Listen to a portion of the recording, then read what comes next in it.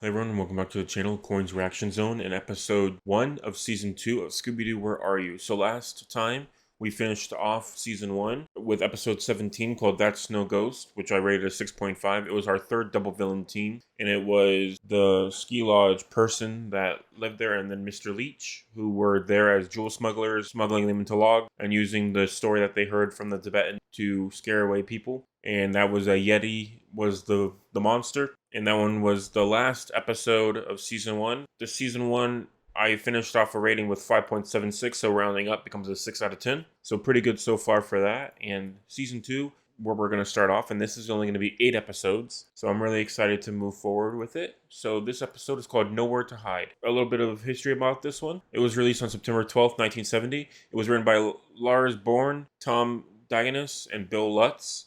Directed by Hanna-Barbera. So new writers for this season. Some trivia. It's the first episode made in 1970, according to the title card and credit. The previous 2 episodes of the season 1 finale were still made in 1969. And several changes have been made since season 1. New scenes from this season have been put in the opening and closing credits. I skip over them just for copyright reasons because of the music. And the new theme song is performed by George A. Robertson Jr., who replaces Larry Mark. Robertson also performed the series' first chase song with a new one for each episode. And then Joe Ruby and Ken Spears are promoted to story editors, and more writers have been hired. Alright, and then this is also the first time that Heather North replaces Stefania Christopherson as the voice of Daphne, who Heather North voices her until 1997. Ooh, and then another fun part, Joe Ruby and Ken Spears cite this as one of their favorite episodes. I think we're just going to keep it rather short and get right into the episode. So it looks like we're starting off with some jewels. So we also are completely resetting all of our statistics across the series, and I will add them up as we go on, but property damage and Scooby Snacks eaten will be reset, and they'll be added on later on. Same with the weird food. Ghost of Mr. Hyde. Wow, Hyde in the Mystery Machine on the malt shop.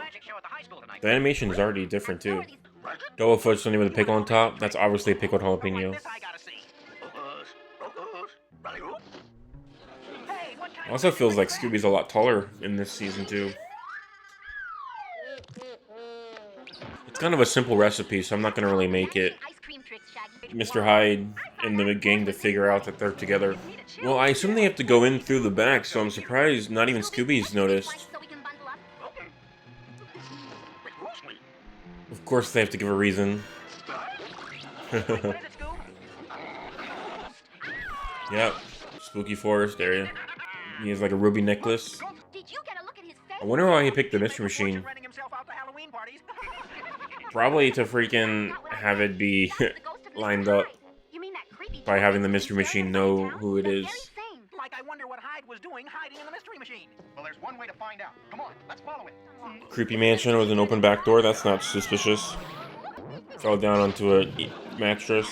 Right in the middle of a mad scientist type laboratory. It must belong to the ghost of Hyde. Oh, pretty well put together. Mad scientist lab. Well, he has to be the bad guy because he's the first guy we've met. That's how we ended up in your lab, Dr. Jekyll. Boy, are we glad Dr. you turned out Jekyll. to be Mr. Hyde. It has to be him if they're going off the fairy tale. What do you mean, Dr. Jekyll? Like my great-grandfather, the first Dr. Jekyll. I may also be changing into the horrible Mr. Hyde, but this time as his ghost. Ghost? Oh. But how? So it's like a werewolf situation where you turn into them? Formula that you only have to take once in your life. Last week I perfected it, and all that was left to do was to test it. Yeah, so it is pretty much like a werewolf situation. I Okay. was awakened by my housekeeper Helga, who found me on the floor. Helga the I had mud housekeeper. in my shoes, like I'd been out in the marsh. The same thing happened again tonight. And when I awoke, I found these in my pocket. That's the necklace we saw the ghost of Hyde. His voice is like a 50s movie action There's no star. doubt that I am the I want to ghost look of up Hyde. his... There's one thing that puzzles me. If you were in the swamp, how come the mud on your shoes is dry? That is strange. Dr. Jekyll is John Stevenson. Oh, apparently John Stevenson voices a lot of the bad stuff like Seal Magnus, Ghost of Redbeard. Okay, so he's been around for a while. Yeah, he's been in pretty much every episode of Scooby-Doo, here and there, as sometimes just bit evil parts. Helga the Great is a human fly actor. Done on tall buildings and other high places. Why should a circus star be working as a housemaid in a creepy place like this? Helga the Great circus star. Okay, I see what's happening. So they're purposely distracting us and making it feel like it's Helga, but I honestly feel like the Jekyll tie-in is too obvious that they're not going to not follow up on it. Like, it obviously has to be Dr. Jekyll is really Mr. Hyde, because that's what the book is about. Oh my gosh. They dressed up real quick. Holy crud. It looks like someone was ironing a shirt with muddy shoes. You mean Ironing a shirt with muddy shoes. a pair of muddy shoes? And where Helga hiding the clothes in the laundry room that they fell down. I know they don't really bother because of cartoon physics and everything like that, but the body types don't match up. I know they don't really care about that from before. Like, it doesn't really matter to them, but it's still a pretty interesting, obvious thing. He just straight up ate a banana peel like a crazy person. And they found phosphorus paint underneath Helga's bed. Ghost of Hyde, and he's got Shaggy. Oh gosh. Together. You're gonna turn me into a frog. Wonder why he's not talking. I love how Scooby immediately went for Shaggy. That's so nice. There was a couple episodes ago, Shaggy immediately went for Scooby whenever something happened to him. Oh, nice. I think this is our first real iteration of a chase song. They usually kept it pretty silent. So they're already doing the updates, how it is in this current iteration of Scooby-Doo. In the physics of going through one door and out the other. Oh, here we go. One of the first iterations of the 4-door chase sequence. Nice. Yeah, I like that. This is already getting closer to current iteration Scooby-Doo. Oh, Shaggy, a Scooby snack. Oh, is that a whole box? Oh, he ate a whole box. So that's Shaggy having 104 Scooby snacks. How I counted it last time. Bringing his new record. 215 across the season.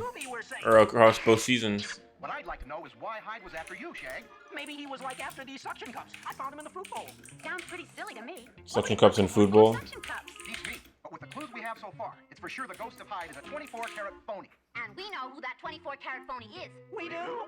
Here we go, patented Fred Trap. But I like the song sequence. It makes it more fun. Makes it feel like current Scooby-Doo. We'll lure him into the trick trap. Alright, here we go, the Scooby-Doo trap. Oh, dressed up as himself. So he used probably one of the extra costumes.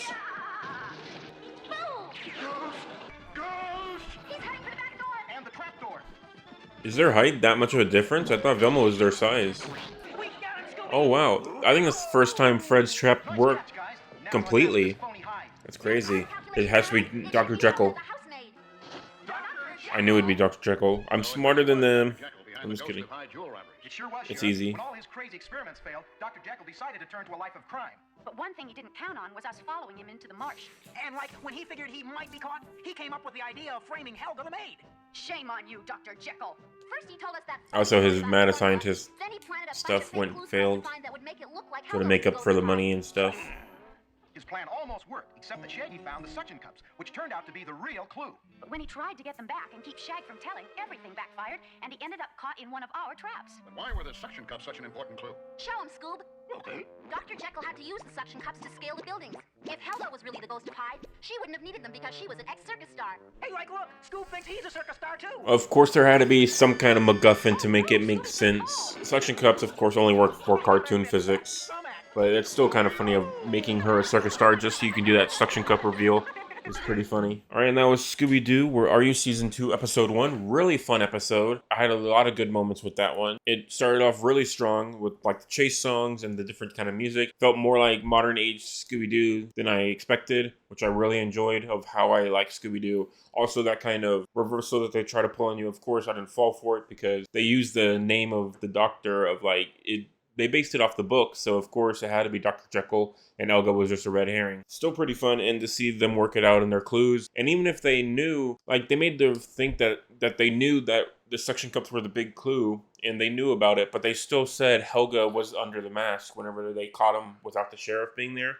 And then afterwards, they kind of like backpedaled, which was kind of interesting on how they did that. I think I would give it a 7 out of 10 for sure. I really enjoyed it. It had a lot of awesome, fun moments. The only thing I would really pick apart is that I really would have wished Mr. Hyde had more interactions with the gang. That's what I loved the most about my highest rated episode, Go Away Ghost Ship, was that Redbeard had a lot of fun interactions with the gang and just really brought life to the character, and just having some nice banter between everybody was really cool to see. And I feel like that Mr. Hyde needed something like that, but he was kind of like a zombie type figure, so he didn't really have like the brain faculty based off how his ghost is meant to be portrayed, that he wouldn't really talk very much. But it's still a really fun one, and I'm really excited to move on with Scooby-Doo, especially because season 2, there was only like a 8-month difference, and there's already vast improvement between seasons, which I really enjoy. So I'm really excited to see where this one ends up, because we have 7 episodes left. On this recording, it's October 9th, and there's 7 episodes left, and the last episode of season 2 actually releases on October 31st. So maybe I could double it up and have them release on those dates. But I'll probably be pushed past that way before then, because I'm planning on doing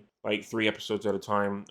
So like 6 episodes per week, depending on how my schedule allows. I'll probably breeze through it, but it's still pretty cool that the last one of season 2 released on October 31st. And then no property damage for this episode, and no weird food. I'm not going to count that ice cream sundae with a pickled jalapeno on top. That's just a bit plain and a bit boring. And Shaggy ate 1 box of Scooby snacks from Fed by Scooby in episode 18, bringing his total up to 104 for season 2.